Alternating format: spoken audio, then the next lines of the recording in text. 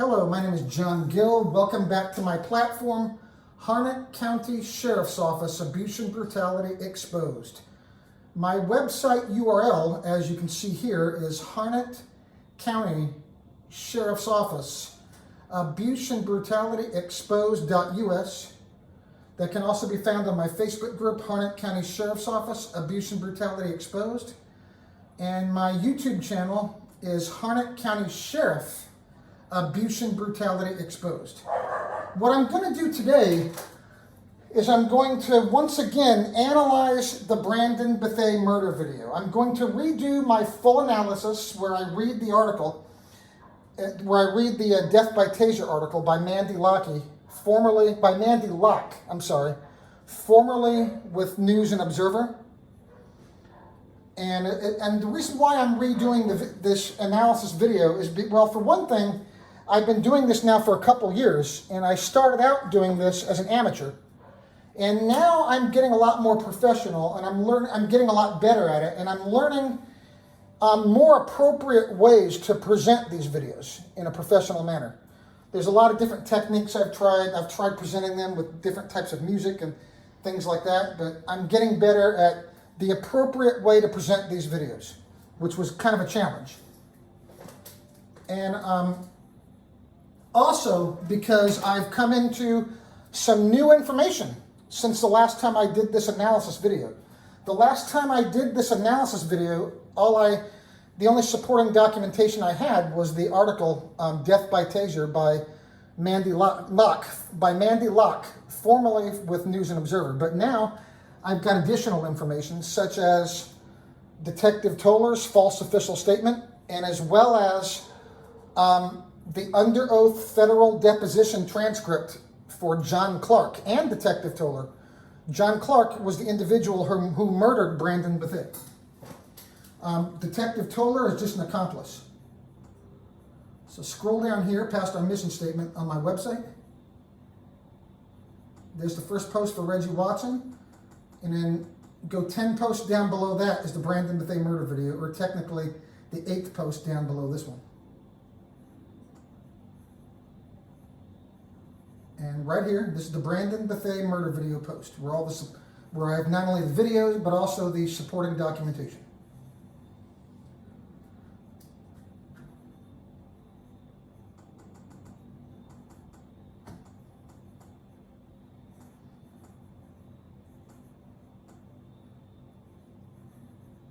Just wanted to show the information I have here, posted here.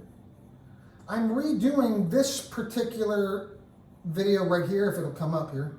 This one, not that one, but the one below it. This video here, this is the one I'm redoing, just because I need to do that one better.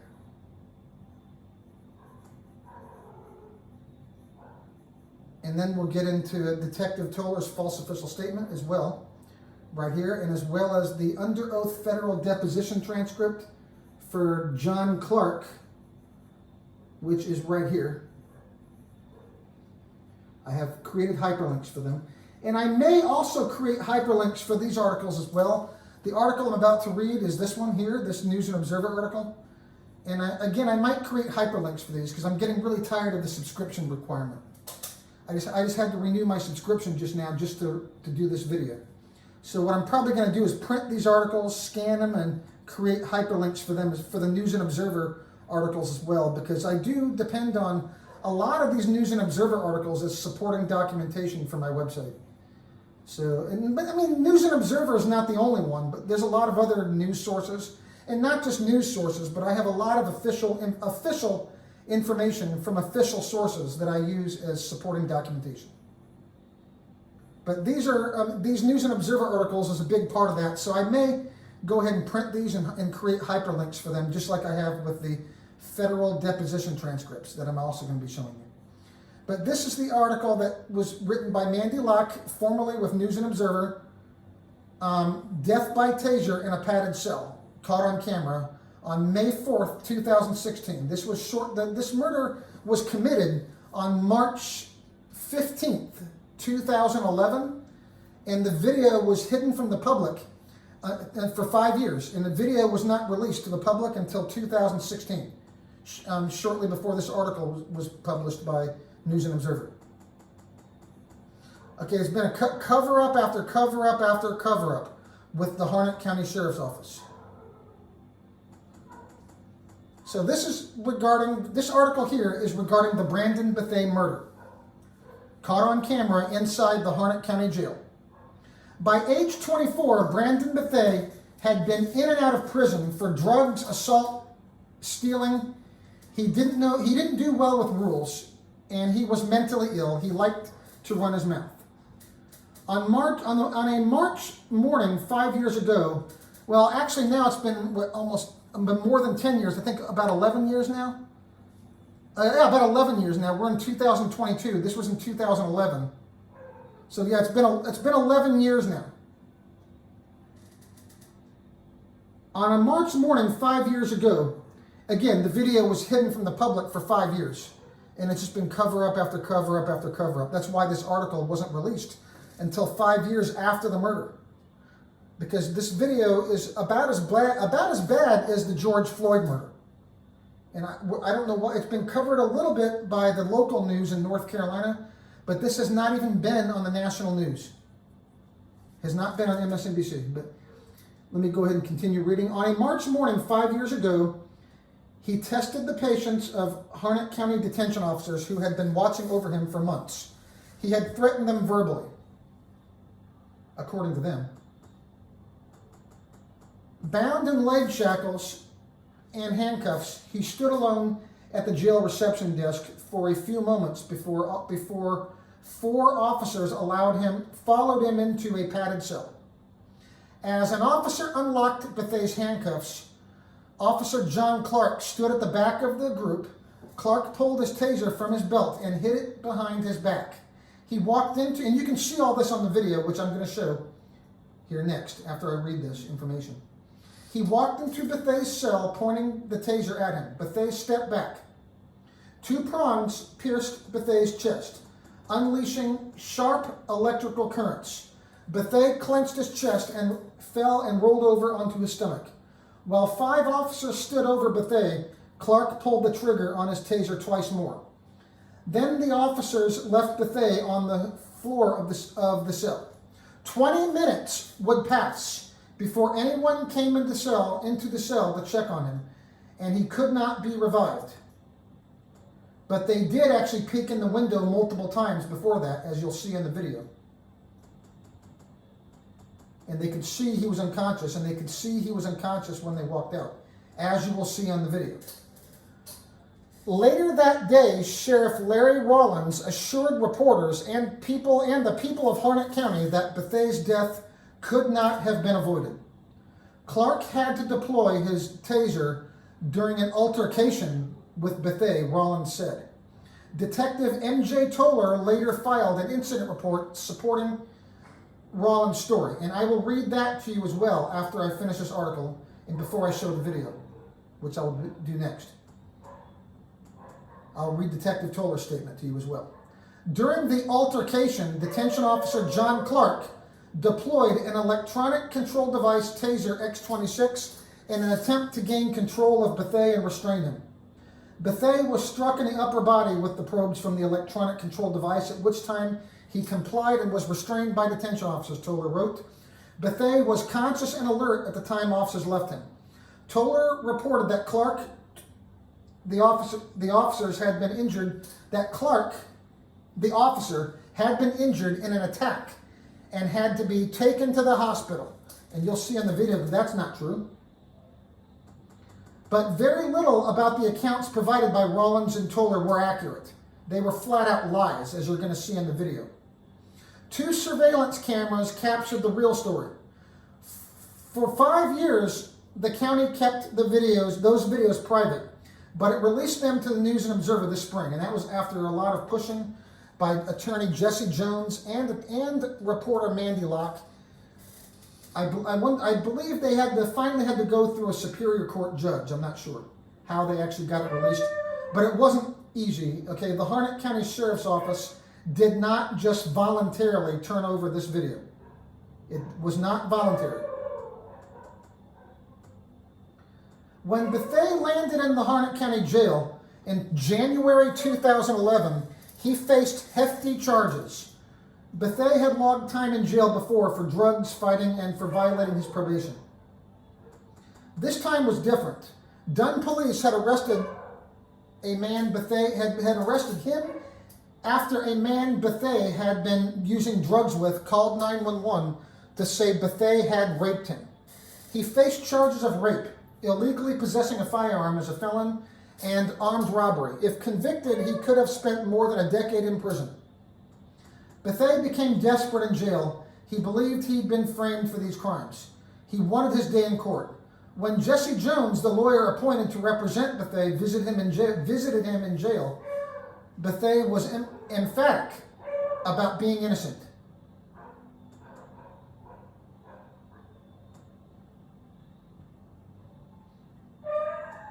Jones jotted down a few notes.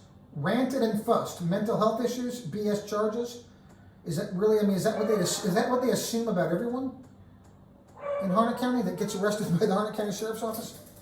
Anyway, that's what I hear from everybody that's ever dealt with them before. That if they can't control you, they try to label you as crazy. And that kind of goes with some of these attorneys as well. I've noticed as well. But anyway, as the weeks passed, Bethea fretted. He wrote to Jesse Jones on February 28th. Well, at the time, Jesse Jones didn't really know the full extent of how bad this really was, I don't think, until about 2015 or 2016, after John Livingston was murdered. Because I remember even when I spoke with him, he didn't seem to take our story, very seriously either. But this was different, though. I mean, this man was charged with rape. Okay, so as the weeks passed, Bethea fretted. He wrote to Jones on February 28th. I'm a young man, this is what he wrote. I'm a young man, seemed to be in the wrong place at the wrong time, he told Jones. And you can click on this to read the letter. As he told Jones, he confessed after having been threatened. He wrote that a detective told him he was, quote, a low-life piece of shit who would amount to nothing, quote, unquote. Larry Rollins was sheriff of Harnett County for 14 years before this happened. And then shortly after this video was released in 2016, and shortly after the John Livingston murder committed by Deputy Nicholas Kihagis, which also happened in November 2015, Larry Rollins resigned in total disgrace in 2016. And then the county commissioners appointed Wayne Coates to take his place in 2016. And then Wayne Coates was elected for his first term in 2018, which he's currently on his first term now, and we're trying to get Reggie Watson elected here in 2020. And again, today, if I didn't mention it up front, today is April 13th, 2022. And we're working on getting Reggie Watson elected Harnett County Sheriff. So he ran unopposed in 2014, so he got elected no problem, because he didn't have any opponent when he got elected in 2014. So Rollins, we're talking about Rollins now. When he needed resources, he turned to allies, county commissioners, a majority of whom were Republicans, as is Rollins. They allocated $21.5 million to build Rollins a new jail and office, which was completed in 2009. Yep, and ever since then, his deputies, and now Wayne Coates' deputies, have been working really hard to keep that jail full. The jail was 100,000 square feet and came with modern features such as state-of-the-art surveillance equipment. Those cameras were rolling on March 15th, 2011, as Brandon Bethea was led into a padded cell. Within 1 minute, Bethea endured 13 seconds of electric shock. The first came as he backed away from guards. The next two came as he lay on his stomach, failing to heed the officer's command to roll over, according to a state investigative report. You'll see that's not true either when you watch the video. I don't know why News and Observer even bothered to repeat that lie. I mean, they're just simply trying to torture him, period. Bethea was virtually still as detention officers removed the taser prongs and released the shackles from his ankles. They turned him on his back. Okay, so they did admit to turning him on his back. Well, that's not what that's actually not what Toler wrote in his report, which I will show you. Well, they did turn him on his back. They did turn him on his back, but I will get to this next. Toler gives a different version of it. They say they say that they found him laying face down when they walked back in the cell, which is not true. You'll see. I'll get to that here soon.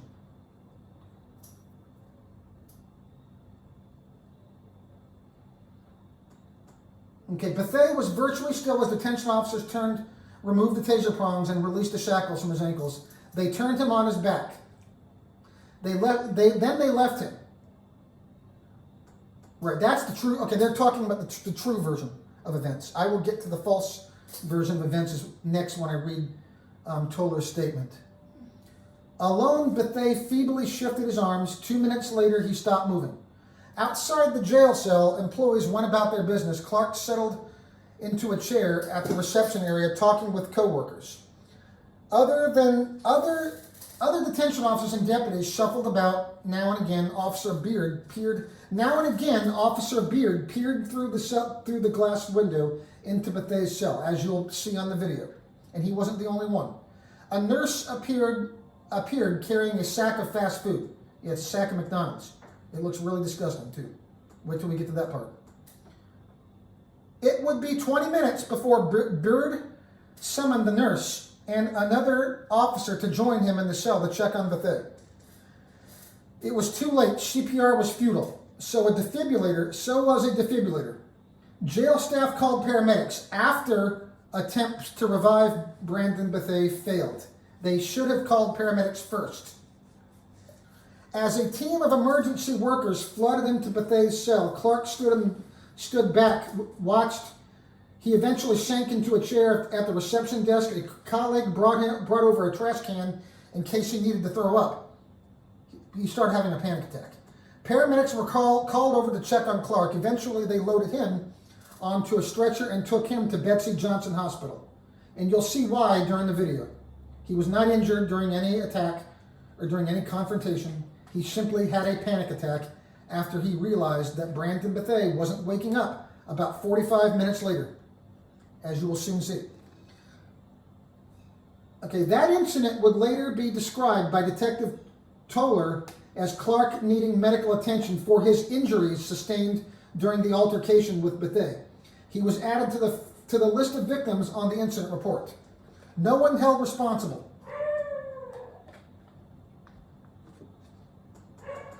Though Bethea's death in custody did bring some outside scrutiny and significant questions, not enough, not anywhere nearly enough. Clark was not demoted or fired. Nope, in fact, I'm not sure what his status is now, but in 2014, about 3 years later, when I was in the Harnett County Jail, I saw John Clark there in 2014. On September 25th, 2014, I know for sure that John Clark was still working in the Harnett County Jail that day, and that was 3 years later. I'm not sure what his status is now. I know some of these people have moved on. For example, Detective Toler no longer works there. But as far as I can tell, John Clark still works there. Okay, a state medical examiner studied Bethea's body. Her conclusion, complications conducted by energy device application.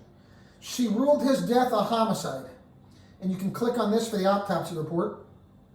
In fact, I don't know if it's really necessary for me to scan that as well as these articles, because you can clearly see on the video what happened. So, I mean, you can read this medical examiner's report for your own knowledge if you want. But it's not really necessary. The video pretty much tells you everything you need to know. But I still might go ahead and scan and hyperlink information like that as well. There's still a lot more I could do. And we still got like 6 months till the election. 7 months, correction, till the sheriff election. Okay, as required by state law, SBI agents came to investigate. That report was sent to District Attorney, at the time District Attorney Vernon Stewart. And keep in mind, at the time of this incident, the current District Attorney, Susan Matthews, was an assistant DA who actually worked for Vernon Stewart for 13 years before she got elected Harnett County DA. And she got elected because in 2020, Vernon Stewart did not seek re-election. And then he endorsed his assistant district attorney, Susan Matthews, to run in his place. And that's how she got elected. So she is just as corrupt as the rest of them. Okay, don't be fooled by Susan Matthews. She's just another Harnett County insider, just like Sheriff Wayne Coates. Okay, those reports are confidential under state law, though the district attorney can release them to the public. Stewart has declined to do so. At least one team of state inspectors flagged major concerns about detention officers' actions that day. State inspectors from the Department of Health and Human Services required to investigate in-custody jail deaths were perplexed. Staff had warnings that Bethea might erupt. He had been disobedient and verbally aggressive all day. Yeah, well, according to who? The lying Harnett County Sheriff's Office? We don't know if that's true. That information is coming from, I mean, it might be, but that information is coming from who? The people who lied about this in the first place. That's why I don't even understand why News and Observer even bothered to print that. That's not verified. And we already know that the Harnett County Sheriff's Office has totally lied about everything so far. Why would they tell the truth about that? Okay, why remove the handcuffs is the question. If he's been verbal, but basically the reason why they bring that up is if he was disobedient and verbally aggressive all day, why remove the handcuffs? Okay, good question. Would pepper spray have sufficed? Well, as you'll see in the video, they didn't need either one. So again, I don't know why it's even necessary to bring it up. All they need to write is one sentence. Watch the damn video. 4 words. Watch the damn video. That's the only thing this article has to say. And then read Detective Toler's statement. And that's all you need to know. End of story. Case closed. Murder. Staff must recognize the difference between taking control of an inmate and changing the behavior of an inmate, according to the report the jail inspector sent to Rollins detailing his concerns about Bethea's death. No one was held responsible. Rollins gave up his post in March, 2 years before his next term was to expire. He resigned. He cited personal reasons and has declined to elaborate. He has declined repeated requests for an interview. Well, we all know why. Brandon Bethea murder video had just been released, and then the John Livingston murder had just happened. That's why he resigned. County commissioners tapped Rollins' longtime employee, Major Wayne Coates, to take over. This guy here, Wayne Coates, he is now the current sheriff, got elected in a similar way that Susan Matthews did by her, when her boss stepped down. Okay, the district attorney. Very similar, except she was actually elected when the first time Wayne Coates was appointed by the county commissioners. The new sheriff sat with a reporter in April to watch a video of Bethea's death for the first time. Yeah, like that was his first time. Okay, you watch the Brandon Bethea murder video all the way to the end. I'm going to show it here next. And you will see Wayne Coates on the video. So clearly that was not his first time watching the video, and I don't know why News and Observer phrased it like that. He clearly knew all about it. He's even on the video at the end. And at the time, he was their patrol supervisor. He was either a lieutenant or a captain at the time. So you're telling me he didn't see the video afterwards? Okay, he didn't know what really happened before he watched it with the reporter from News and Observer? Bullshit. He knew exactly what had happened. Afterward, he declined to discuss it, saying the matter had been resolved. Oh, really? How's that been resolved? Stewart also watched the video with the reporter. He called it very disturbing, but he said he will not pursue the case further. Stewart said he doubted he could have secured an indictment from a grand jury. He said that Bethea's behavior that day, he died, may have been a barrier for jurors to see this as a crime. What the hell does that even mean? What does it matter what his behavior was like? It's the jail guards, are the ones with the badges are supposed to be the professionals. Clearly it was murder. What a completely BS excuse from Vernon Stewart. Completely idiotic excuse too, I might add. Especially at that time, knowing everyone had seen the video by then. What an idiot. The local medical examiner noted Bethea's asthma may have exacerbated the effects of the taser, Stewart said. Of course, we heard the similar types of excuses during the Floyd trial.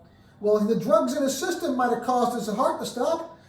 Anything to deflect blame from the thugs with badges. We've seen it before. Though the state medical examiner who performed the autopsy attributed his death only to the electric shock. Clark, 54, still works as an officer at the jail since 2011. Okay, and this article was published in 2016. And I know he was there in 2014. I saw him. His salary has increased at least 20% to $39,000. He barely makes 40 grand a year. No wonder they have such garbage. I mean, look how much they get paid. Is that even minimum wage these days? Okay, he declined to be interviewed for this report. When reporters questioned Rollins about Bethea's death in March 2011, he called Clark experienced and competent. Rollins and Coates stood before a crowd. Okay, this is Rollins' swearing-in ceremony. Listen to this part. Rollins and Coates, former Sheriff Larry Rollins and current Sheriff at the time, Major Wayne Coates, stood before a crowd of deputies and elected officials at a swearing-in ceremony March 23rd, that would have been of 2016. They congratulated each other and their deputies for the work they had done to keep the residents of Harnett County safe. The public will never know how much you sacrificed to protect and serve and take care of each other, Rollins said. I know, such unsung heroes, right? Coates, and listen to this part here, this is key. Coates promised to carry on Rollins' legacy. And that's what he is still doing to this day. This is why we must elect Reggie Watson, Harnett County Sheriff. Because Wayne Coates, all he's doing is he's carrying on the corrupt policies of Larry Rollins.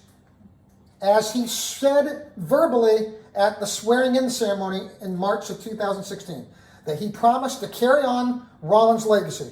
I will always have your back, Coates told his deputies. Incident has been resolved.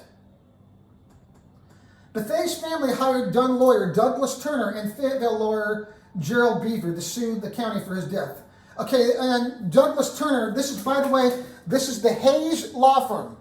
Hayes Law Firm, they are very good friends with Vernon Stewart. They were clearly in cahoots with Vernon Stewart. If you want more evidence of that, read the under oath federal deposition transcript that I have posted for Vernon Stewart on my Facebook group, or it's always on my website, and I will show you where it's at before I get to the video. It is on the third, or technically the fifth post of my website. Just scroll down 5 posts below Reggie Watson. It's labeled Kehagas Taser Test Screenshots / Federal Deposition Transcripts, and I might edit that title a little bit. I might reverse that. And you can go on, scroll down, and you can easily find it, and click on the hyperlink and read the federal deposition transcript for a former district attorney, Vernon Stewart, and listen and read the questions and his answers when he was asked about his relationship with the Hayes Law Firm. Okay, extremely corrupt. Do not hire the Hayes Law Firm for anything. And I'm going to show you, now I'm going to tell you why. Okay, Douglas Turner, okay, that's Hayes, he works for Hayes Law Firm. Gerald Hayes and Vernon Stewart are very good friends. Such lawsuits usually bring answers for relatives, some information about what happened. Within 9 months, the county settled the case. A lawyer for the SBI insisted its report be kept under seal. a federal judge approved a protective order. Why? Just to hide it from the public. That's the only reason. The county never fully entered into the discovery phase during which sheriff's office employees would have been questioned by the family's lawyers. The allegation in the lawsuit, many of which the county admitted during the litigation, were damaging.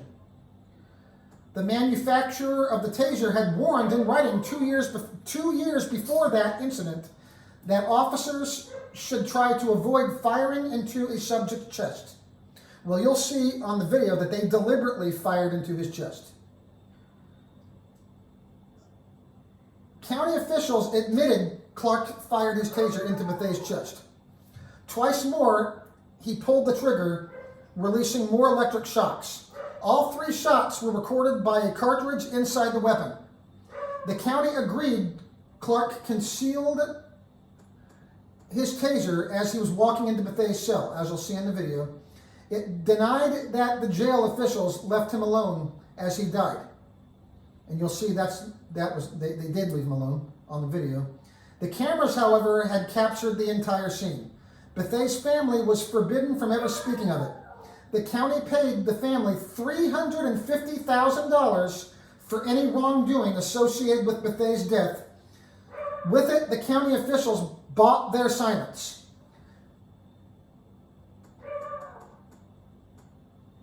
You can click on this for the settlement agreement. I might hyperlink that as well, but I already have that posted separately on my Facebook group, on this post on my website. The settlement agreement was emphatic. I agree not to make any statements, written or verbal, or cause or encourage others to make any statements, written or verbal, that defame, disparage, or in any way criticize the personal or professional reputation, practices, or conduct of releasees or any of them. They're referring to the people named in this agreement right here. Okay, which would be the Harnett County Sheriff's Office. Okay, really? So basically, in exchange for $350,000, they had to agree to this statement right here. I agree not to make any statements, written or verbal, or cause or encourage others to make any statements, written or verbal, that defame, disparage, or in any way criticize the personnel or professional reputation, practices, or conduct of releasees or any of them. Okay, well, let me tell you this. I have never spoken to Brandon Bethea's family. They did not put me up to this. I'm doing this on my own accord. I am not bound by that agreement, and neither is anybody else. So let's all speak up about this. Please share this video, especially the full video without my commentary, but please share that video. Make sure everybody sees it, and everybody please call District Attorney Susan Matthews at 910-814-4507 and demand she prosecute these murderers. Or call the FBI, call Governor Roy Cooper, call Attorney General, North Carolina Attorney General Josh Stein with the North Carolina Department of Justice, or call the federal United States Department of Justice. You can find their email contact posted right above the Brandon Bethea murder video for the FBI and the United States Department of Justice. So email them as well and demand justice for this murder. Because we are not bound by this agreement. And I don't know what attorney worth their salt would ever agree to anything like this, except for the Hayes Law Firm. Do not ever hire the Hayes Law Firm for anything. And I can tell you that from personal experience as well, because I also hired the Hayes Law Firm in 2014 to handle the falsified traffic citation that I received from Nicholas Kiegas. And they didn't handle it. They totally dropped the ball on it. Several months later, I received a check in the mail from Gerald Hayes refunding me my $300 legal fees and telling me that there was nothing more he could do to help me. Because him and Vernon Stewart basically had an agreement with each other. Complete and total corruption. And it's blatant. I mean, this is something that clearly the federal government should be getting involved in. The agreement gave further instructions. If anyone, including the media, ever asked about Bethea's death, the family was to offer a simple and vague responses. The matter has been resolved. Well, guess what? The matter is not resolved. Key findings. Brandon Bethea died March 2011 after being shot with a taser by a Harnett County detention officer. No one was fired. No one was charged with a crime. A surveillance video released by the county 5 years after his death shows a shackled Bethea backing into the corner of a padded cell when the officer fired. At the time, Sheriff Larry Rollins said there was an altercation. That was not true, as you're going to see in the video. County officials and their attorneys paid Bethea's family $350,000 and bound them to silence with a strict legal agreement. And that's it for that article. Now let's go back over to my website. Click the back button to get back to my website. And here it should take me right back to the Brandon Bethea murder video post on the 8th post. And there's the information where you can contact District Attorney Susan Matthews. That's her phone number and her email address. And there's contact information for the FBI, as well as the United States Department of Justice. And this is the article I was just reading right there.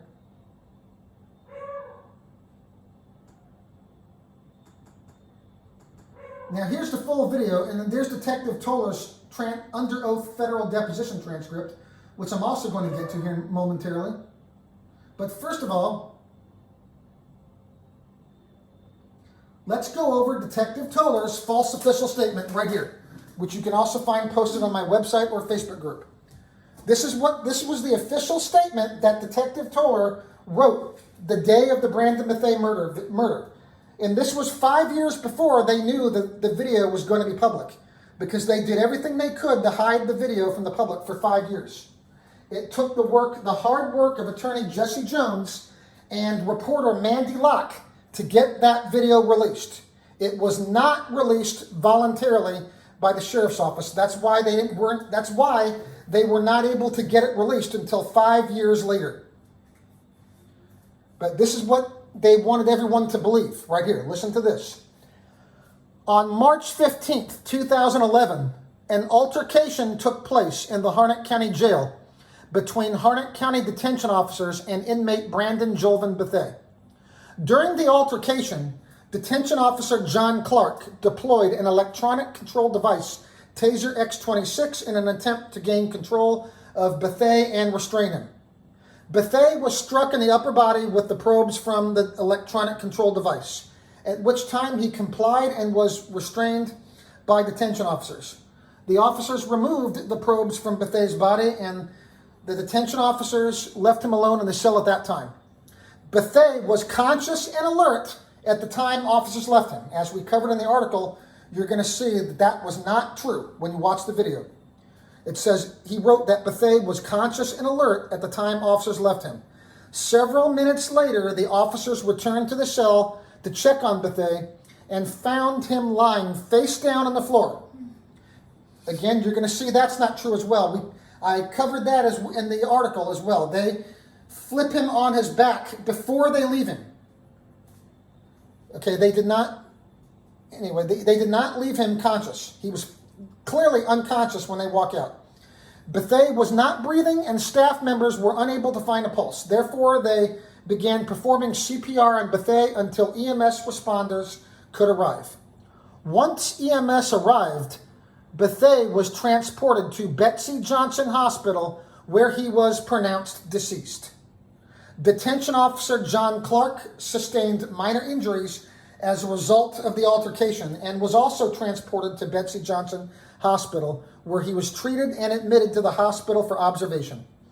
As of March 16th, 2011, detention officer John Clark has been added to this report as a second victim in this case. As of March 16th, 2011, the incident has been changed from assist EMS to death investigation. MJ Toler, March 15th, 2011. Okay, before I show you what really happened, let's go over an additional piece of information I have received since the last time I did an analysis of this video. And you can find the full transcript right above the video, right here. I want to go over John Clark's under oath federal deposition transcript. This is the full transcript right here.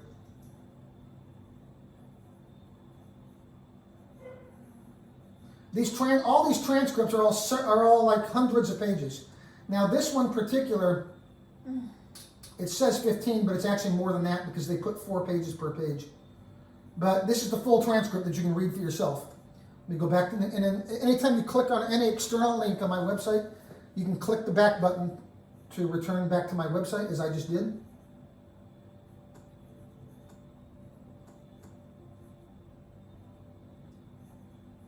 Okay. Now right below, I have a screenshot of one of the pages from that transcript. Hang on, internet's just a little slow. All right, a little more. I'm actually replacing this video right here. This video that I'm doing right now will be a replacement for this one. Okay, this is the under oath federal deposition transcript for John Clark when he was questioned under oath by attorney Matthew Ballou. Following the Brandon Bethea death incident, murder, but I guess in the court they weren't allowed to call it that since nobody's been convicted of murder yet. But following the Brandon Bethea death incident, did you ever tell any other inmate at the Harnett County Jail that if they did not do as instructed, that they would end up like Brandon Bethea? Upon advice of counsel, answer. Upon advice of counsel, I decline to answer based upon my rights under the 5th Amendment of the United States Constitution. That's from John Clark. That's his answer. He takes the 5th Amendment to literally every single question he was asked. Mr. Clark, after the Brandon Bethea incident, did you file or submit paperwork for a worker's compensation claim? Upon advice of counsel, I decline to answer based upon my rights under the 5th Amendment. Basically, he filed a workman's compensation claim for the so-called injuries he said he sustained during the so-called altercation. Okay, well, the next thing I'm about to show you are the injuries he sustained during that altercation. I'm going to show you that next. And you can see why he filed a workman's compensation claim. Do you admit, Mr. Clark, that you in fact sustained no injuries as a result of the Brandon Bethea incident? And again, he takes the 5th Amendment. Now, let you see what that struggle actually looked like, or what that altercation and what those injuries actually looked like. This is the Brandon Bethea murder video from March 15th, 2011. This was about a little over, a year before we got back to Fort Bragg, wasn't it? When this happened, we were still in Japan. And that was right about the same time. We were in Tokyo at the time this happened. Right around the same time as when we had that big earthquake. I'm a veteran of Iraq and Afghanistan. I was assigned to Japan at that time. And then in 2012, I got reassigned back to Fort Bragg. But anyway, that's Brandon Bethea in the orange jumpsuit that they're on camera left. And they're now leading him into the jail cell. And you see him on camera right. Now be sure and keep your eyes on both camera left and camera right. Look at all the people on the left watching, standing on the outside. Everybody's like fighting to catch a glimpse. Look, there's John Clark holding his taser behind his back, as you see right there. He's in the back of the crowd. Now he walks in. He's walking in with his taser hidden behind his back, as you just saw, right there.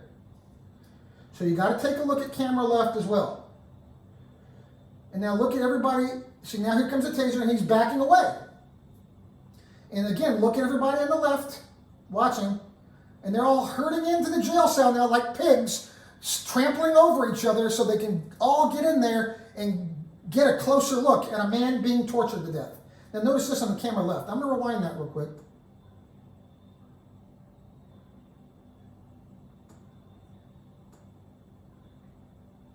Rewind. All right, right there. All right, here comes the taser. Here, I want to pause that real quick for a second.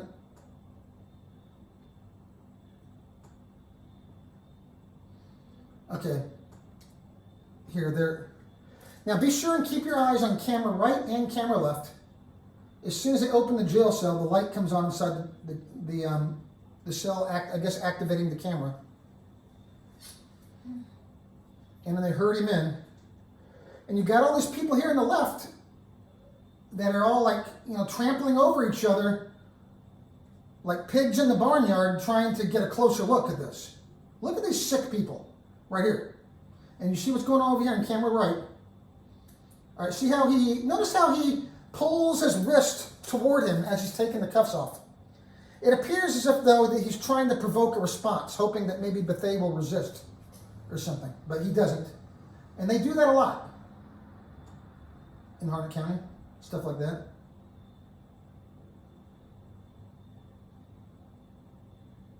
And you already saw John Clark walk in. Here comes a taser. And look now, watch, see how the red dot is clearly directly over his heart. And he is actually backing up because he doesn't want to be tased. He's not fighting. There clearly is no altercation here. Watch his hands go up. See? See how he puts his hands up in front of his body. And look at how far John Clark has to stretch his arm out there just to tase him. And you got this guy here on the left laughing about it. And you got all these people on camera right here, on camera left here, that are like trampling over each other outside the cell door, trying to get a catcher look, or trying to catch a closer look. Look at these sick people, and they start zapping him, and then he goes down, as you see here. And then you see people on camera left. They're all herding in, like pigs in the trough, they all crawl in there and get a closer look at a man being tortured to death. And watch this blind female walk away, and the other one is motioning for her to come back and watch. No, come back and watch. You see that? Look at that. See that again? Notice camera left there as he's being tortured to death. Here comes a taser. You can clearly see red dot over chest. And now everybody on camera left, they're all starting to, let's get in there and get a closer look. Yeah. Look at them. Look at these sick people. Disgusting. And you see the other older females, I don't think she's really cool with it. That's why she's storming away. But then the other female's like, no, come back and watch. Come back and watch. But the other one, she still went along with it anyway. I could tell, though, I could kind of tell from her mannerisms that she was probably the only one there that wasn't cool with it. So they're torturing him still on camera right. Now they flip him on his back. They flipped him on his back. They did not find him laying face down. Now watch how he assesses the casualty. See how he kicked the side of his head? See that again. Let me rewind that part after what happens afterwards. Everything on this video is important.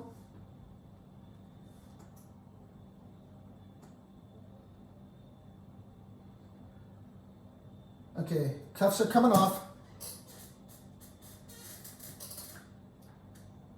He pulls his left wrist a little closer towards him before he takes the cuff off, the last one off. And then here comes the taser. Red dot goes over chest. They zap him and he goes down. Now they're torturing him. He's still zapping him, as you can see. That's the 13 seconds that the article was talking about, I guess, was while he's on the ground. He's still zapping him. Look at that. He's face down right now while he's being zapped after he got hit directly in the chest with the probe.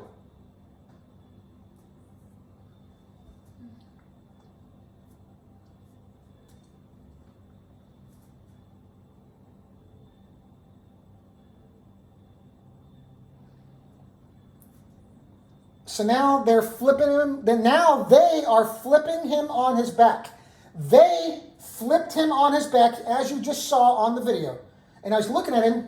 He kicked him. See how he kicked the side of his head? Watch his head move. Did you see that? Did you see that? When you were watching it just now? Yeah. Did you see his head move? Watch this part. They're taking the probes out of his chest, it looks like. And now they're looking at him like, oh, wait, okay, I am not far enough here. Hang on. Okay. It's okay. You got to get a look at this at least a couple times anyway. To notice you got to notice every detail, particularly everybody on the left as well. You see now, John Clark has he already walked in with the taser behind his back? Yes, he has. He's still holding it behind his back, and here he comes. And now here comes the taser. Then he rolls over on his stomach when while he's being zapped. And that appears to be when he passed out. That appears to be when he went dark.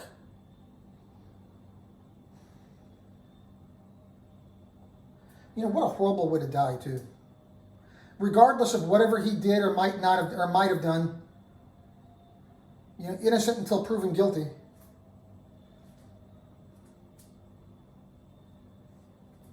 Regardless of what he did or might have done. And now they are flipping him over on his back. Now what I want you to see here is watch how he assesses Brandon Bethea. After they flip him on his back, watch how he kicks him in the side of the head with his shoe.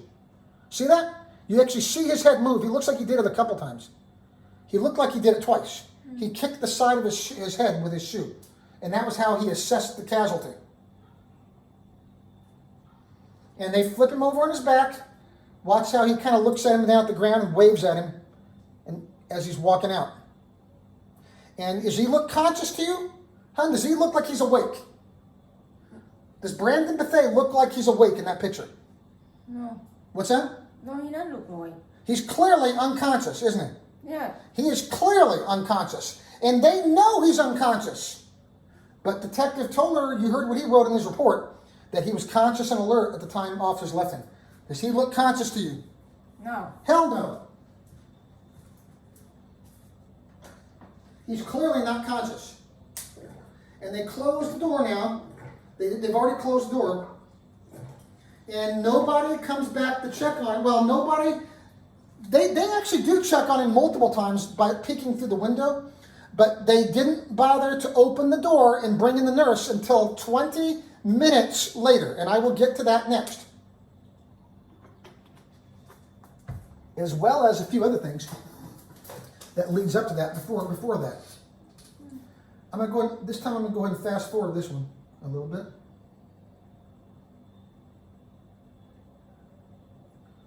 In this part here, they bring in this other white female. It looks like she's under arrest. But they're treating her really nice.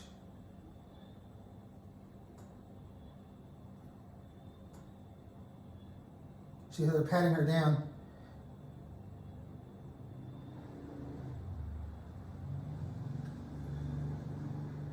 And after she leaves, there's something I want to show everyone here.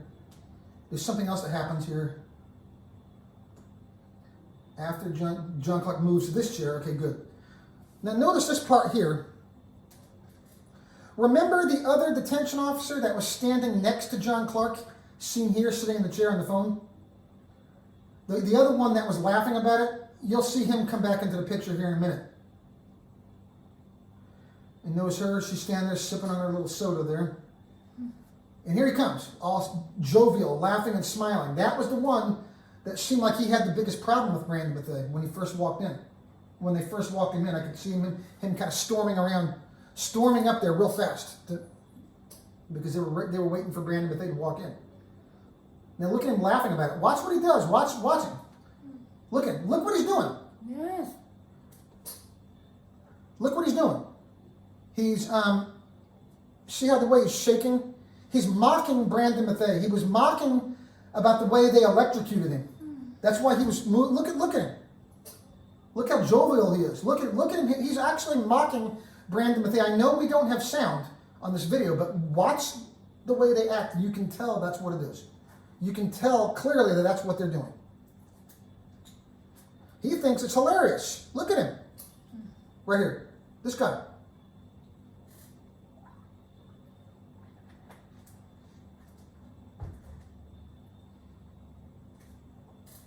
Was that all of it?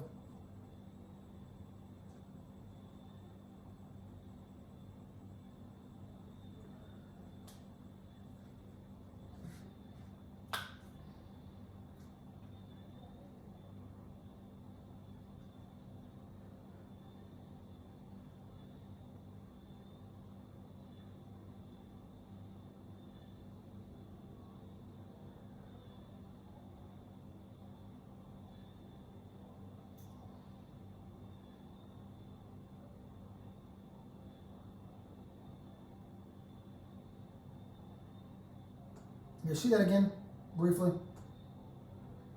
Oops, too far. Okay, right here. Watch him again, right here. Watch him laugh about it and joke about it. Look at him.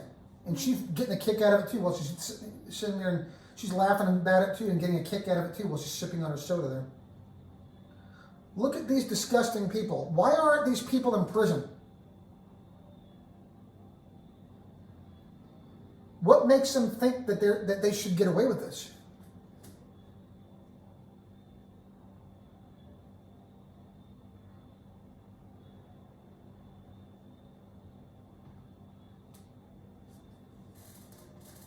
He just thinks it's hilarious. Okay, now I'll fast forward here a little bit.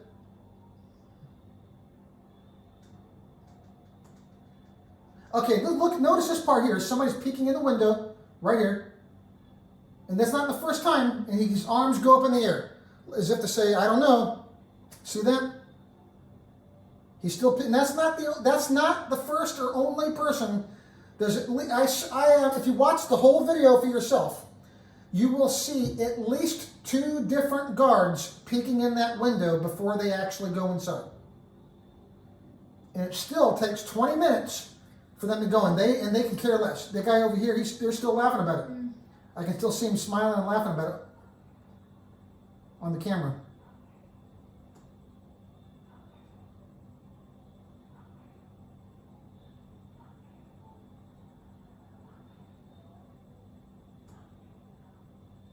Here comes a nurse, but there was. I wanted to show the other guard as well that peeked in the window. There was at least 2 guards. There's him first. I think he was the second one.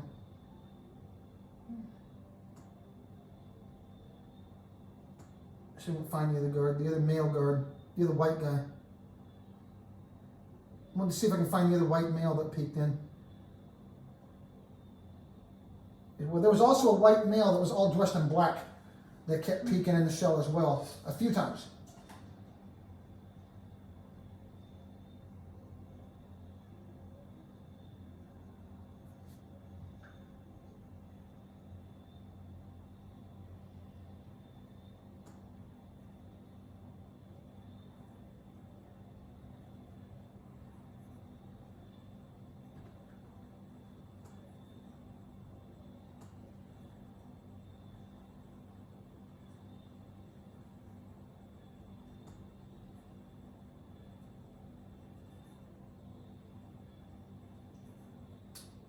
Here comes the nurse with her big bag of McDonald's right there.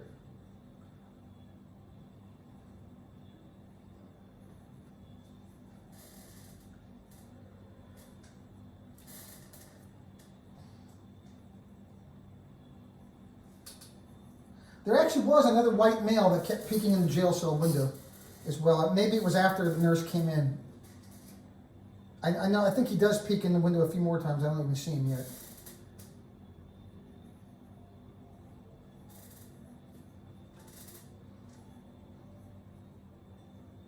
And look how slow she's going. Here, she actually just pulled a hamburger out of the bag. So I guess she's thinking about maybe having her lunch first before she goes in to check on her patient. I mean, he may be an inmate to the jail, but to her, he's supposed to be a patient. Do nurses take the Hippocratic Oath as well, or is that only doctors? I don't know.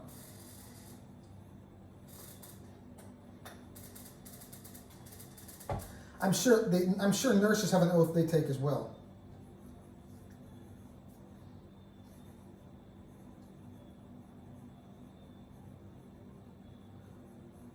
And they've known that he was unconscious now since they left him alone in the cell. There's this guy here. He peeks in the cell several times as well as the other guard. This guy right here in the black. He's walking around right now. Looks like he's heading over there right now. They've known he's been unconscious all this time. And look how long it is taking this nurse just to set her lunch down and go in the cell and check on her patient. Okay, she finally set her bag of McDonald's down over here, I guess maybe to protect it from everybody else, I guess. So I guess she's going to wait and have her lunch later finally. Okay. And now they're finally starting to go in the cell. Look at how long it takes them just to get in the cell.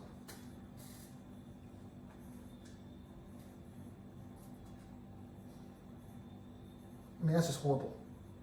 That is just disgusting.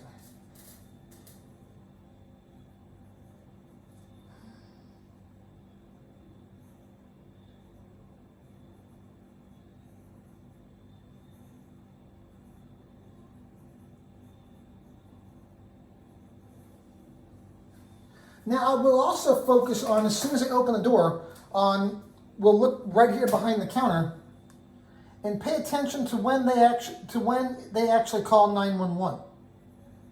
I'll try to do that as well. But I'll have to fast forward through this video because it is still another 55 minutes approximately, but about another 54 minutes till this video even finishes.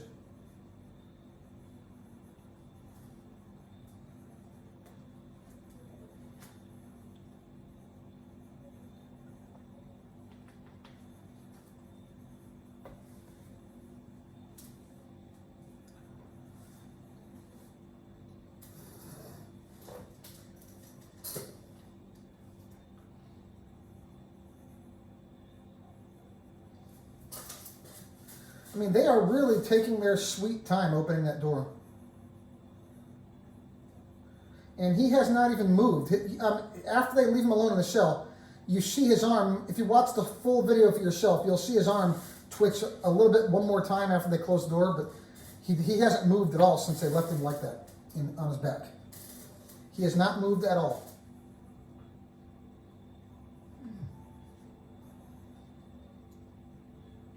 The Harnett County Sheriff's Office is a modern-day concentration camp. And this has not been the first, the only, or the last death in the Harnett County Jail. There's been more that have occurred recently in the Harnett County Jail.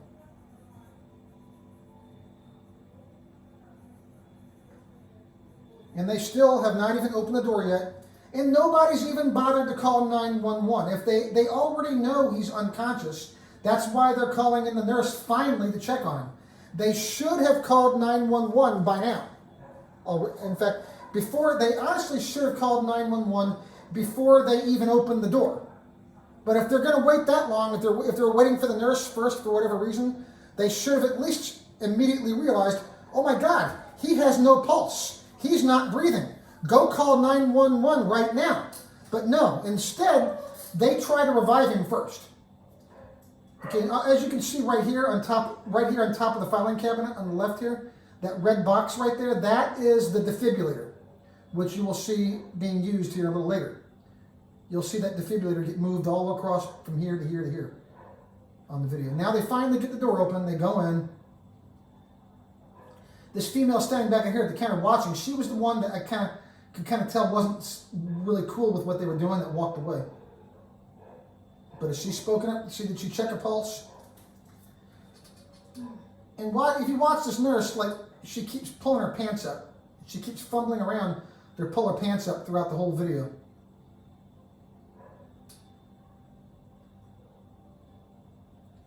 So I still don't see anybody calling 911 yet out here.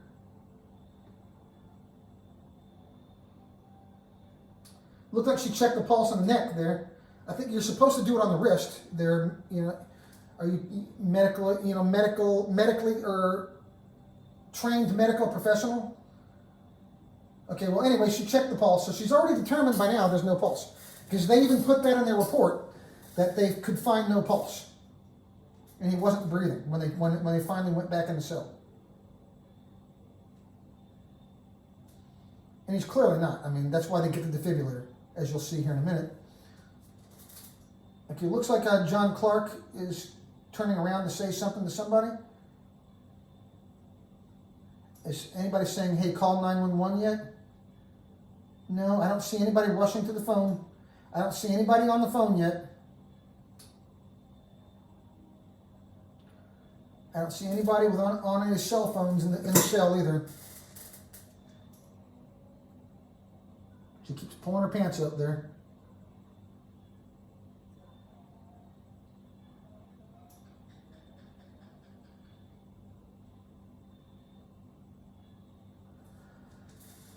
first time I did this video where I did this analysis of it, I had a hard time doing it because it makes you so angry to watch it. But I've been building my platform now a long time, and now I've seen this video enough to actually be somewhat desensitized to it. But after our experience in Harnett County, my wife and I, and after studying everything else I've studied, to build this platform about Harnett County, it just angers me to no end.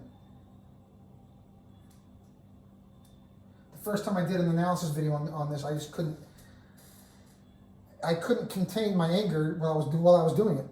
That's another reason why I had to redo it so many times. So I still don't see anybody calling 911.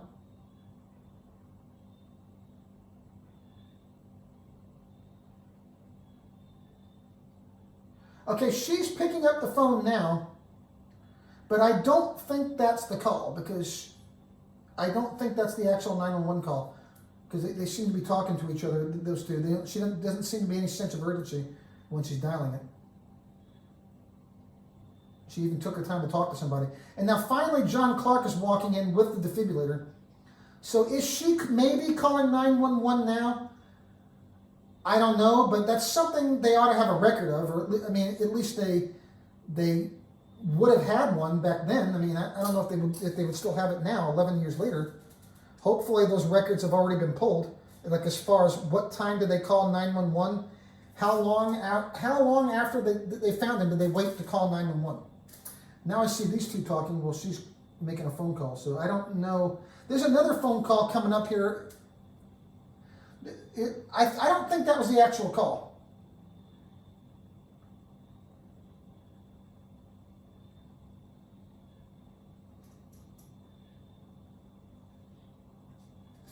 It could have been, I guess.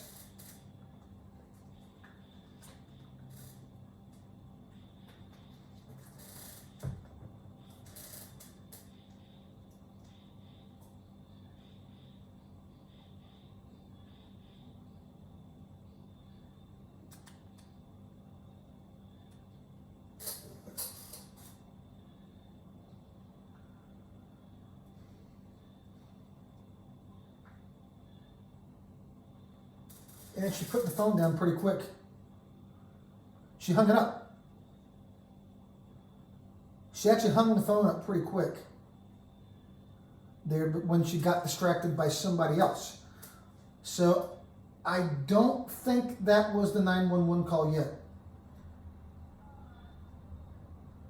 I mean, as quickly as she put that phone down, just now I see her on the phone now too, so honestly, it's hard to say when the call was made just simply by watching this video. But I noticed during this video, there's another incident where this other female over here runs over and finally picks up the phone after they've been trying to revive him for a few minutes. That's what I thought was the 911 call, but it might have been her. She might be calling him now. It's honestly hard to say when they called the paramedics. Bottom line, they definitely waited too long. They might not have waited quite as long as I thought they waited, but bottom line, they did wait way too long. They should have been calling 911 before they even opened the cell door. I mean, they clearly knew he was unconscious all that time.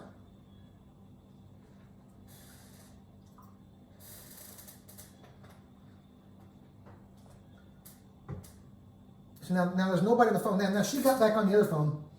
And this looked like that she picked it back up and was taking the same call she was already on, that was already on hold. So I don't think she put 911 on hold. So I don't know if either one of those two phone calls were. I don't know if that was a 911 call or not, to be honest.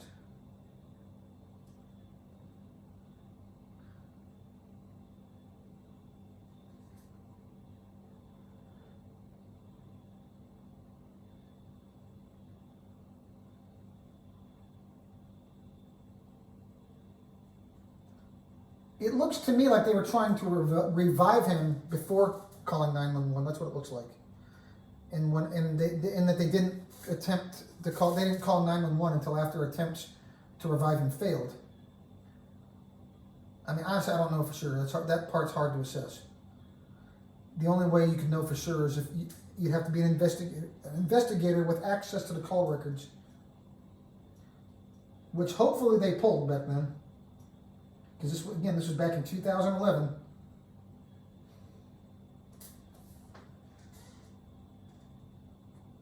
Now watch her pick up the phone real fast. That right there on the left, that I suspect this was the 911 call. Because then it looked like someone had directed her to call 911. She's watching. It looked like someone finally told her, you might want to call 911. Because they weren't able to revive him. So, I mean, they didn't want to have to explain what happened in the first place. Notice now she runs over to the phone real fast, and she picks it up right here, and then I think that might have been the 911 call, I think, but again, I can't really tell you that for sure. You'll see the paramedics come in here in a little while. Now the paramedics finally getting there yet? The paramedics are finally coming in, and now they're working on him.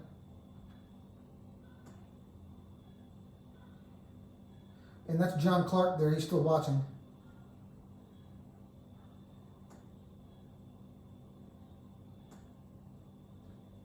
So the paramedics work on him for a while.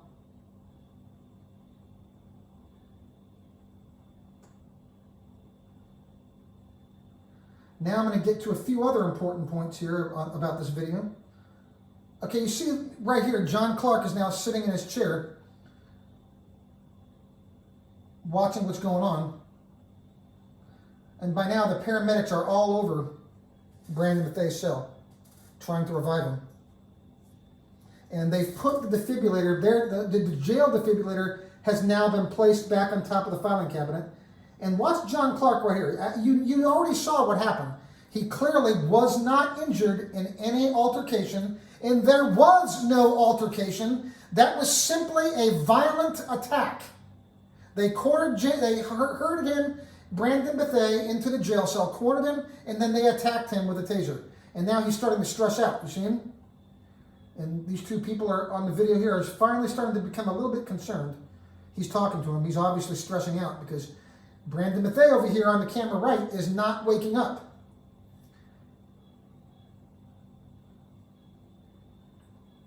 I wonder if he knew if he for sure that he was going to get away with it. See, now look at him starting to slump forward. He's passing out. Right here, see? He's passing out. This is why John Clark was taken to the hospital right here. He has a panic attack after he realized that Brandon Bethea was not waking up, after he realized that he had apparently just killed a man who he was trying to torture. Now he's passing out, and look at all these people running over there to help poor old John Clark.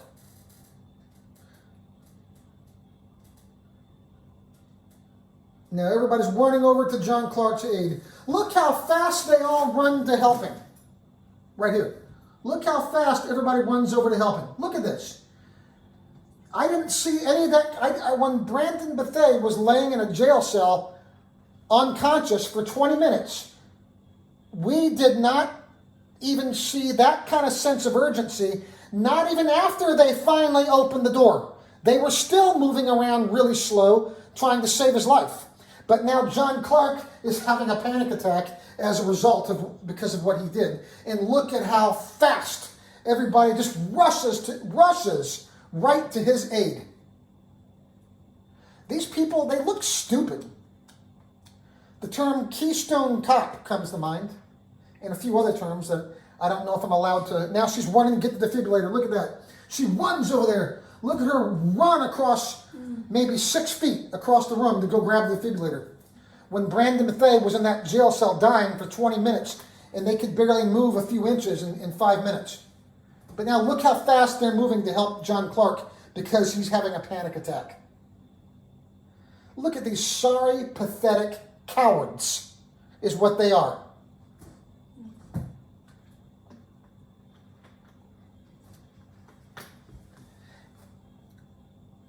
Look at her running over there to him, the other one, the one that was sipping on her soda, laughing about it in the beginning.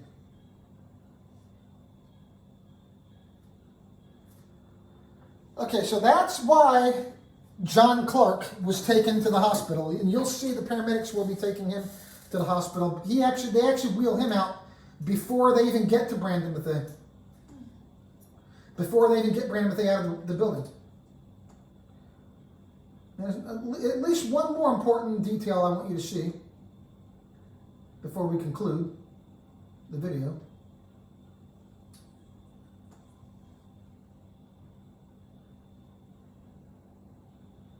John Clark is still passed out over here. Everybody's still helping him and telling him he's going to be all right. You're going to be all right, Bubba. I can just hear him now. Now, right here, this is what I want everybody to see. Notice this individual right here with the white hair, wearing the deputy sheriff windbreaker jacket that you see at the end of the video. That is current Harnett County Sheriff Wayne Coates. At the time of this video, he was still either a captain or a lieutenant. He's their patrol supervisor, and that's why he's on the video. Okay, he was still in charge, and that was before he was sheriff. At the time, Larry Rollins was sheriff, but Wayne Coates is still, he was Rollins' right-hand man. He was Rollins' right-hand man. That's why he ended up getting appointed sheriff in 2016 after Larry Rollins resigned in disgrace. But that is Wayne Coates right there. That's Wayne Coates. He's the only one in the video I'm going to identify because he is an elected official. Well, you can identify John Clark because he was the guy who actually murdered him. The only two people I'm identifying on the video are just John Clark and Wayne Coates. No one else. But Wayne Coates, he's an elected official, and John Clark was seen on this video murdering a man and wasn't charged with anything. So, yeah, I mean, elected officials and murderers, it shouldn't be a problem identifying on a YouTube video. Murderers and elected officials, I should say. Did I say that right?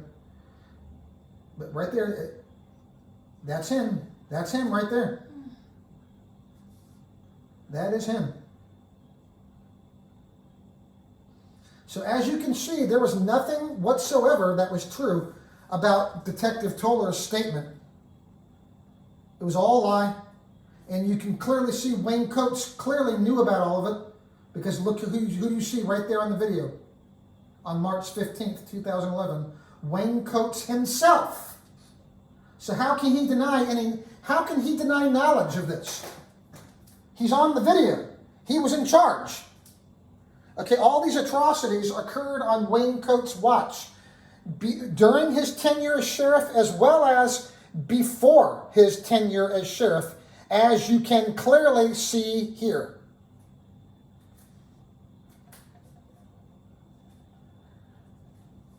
Please elect Reggie Watson, Harnett County Sheriff.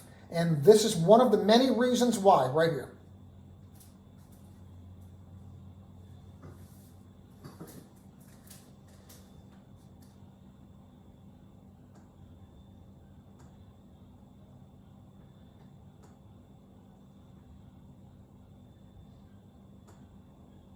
The paramedics are getting ready to take John Clark out because he's having his panic attack still. You see right here, the paramedics are taking John Clark out in a stretcher right now. Okay, and that wasn't because of any injuries he sustained. You saw what happened. I just showed you. He had a panic attack about 45 minutes after Brandon Bethea was not waking up. He started having a panic attack at about 45 minutes into the video. And before that, he was perfectly fine. He was not in any kind of an altercation with anyone. And you saw that clearly on the video. And now he's on the stretcher now, as you can see. And he's about to be wheeled out to Betsy Johnson Hospital before Brandon Bethea even gets taken out.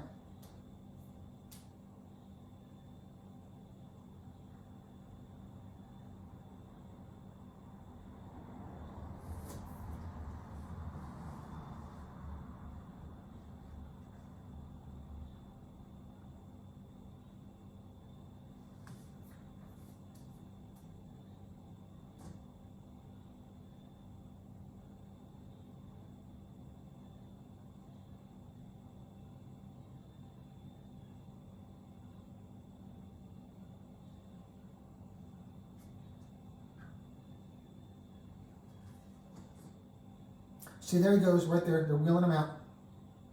They just took John Clark out on the stretcher because he was having a panic attack. And that guy isn't smiling anymore, is he? The other one. And then Brandon Bethea is about to be wheeled out. There's only about 5 more minutes left in the video. But that was it, ladies and gentlemen. That was the Brandon Bethea murder. And this is my analysis of it. Brandon Bethea is about ready to be wheeled out. And please watch this full video for yourself. The entire hour and 14 minute long video. It's actually about an hour and 20 to approximately between an hour and 20 and an hour and 25 minutes because of some extra information I add at the end.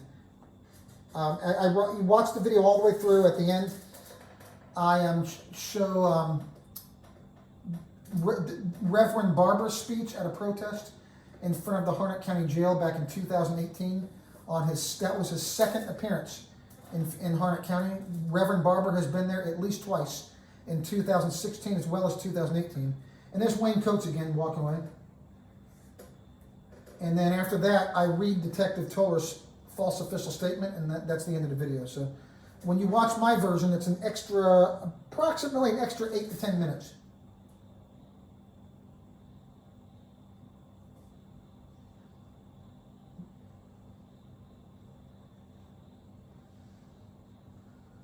Three minutes left.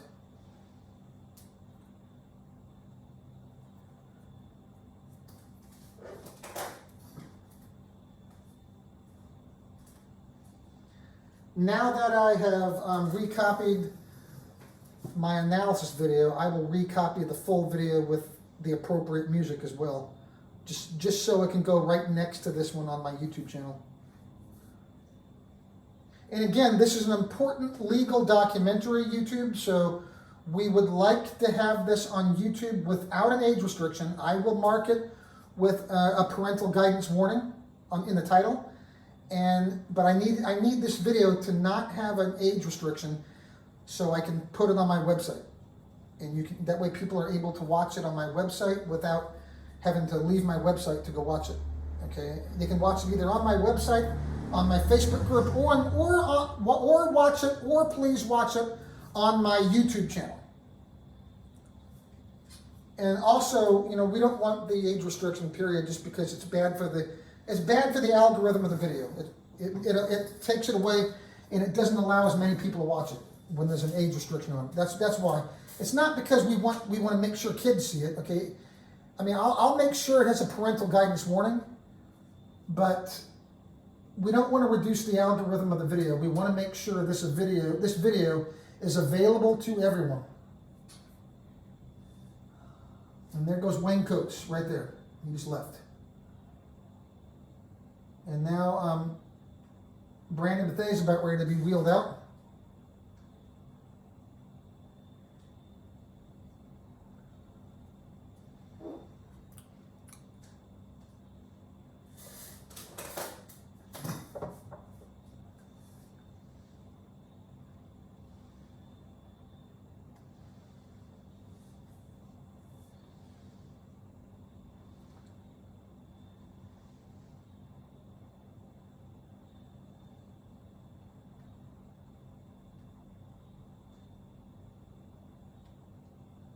That was from 9 weeks ago there, Mr. Longman. It's okay.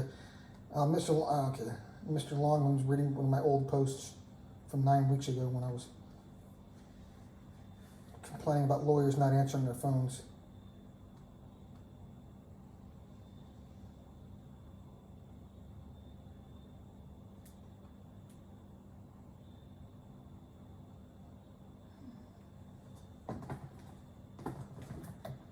So they've now taken Brandon Bethea to the hospital. He's being loaded into the ambulance now, and that's it. That concludes. As you can see, there was clearly nothing on that video, nothing about Detective Toler's statement that was true. Nothing whatsoever.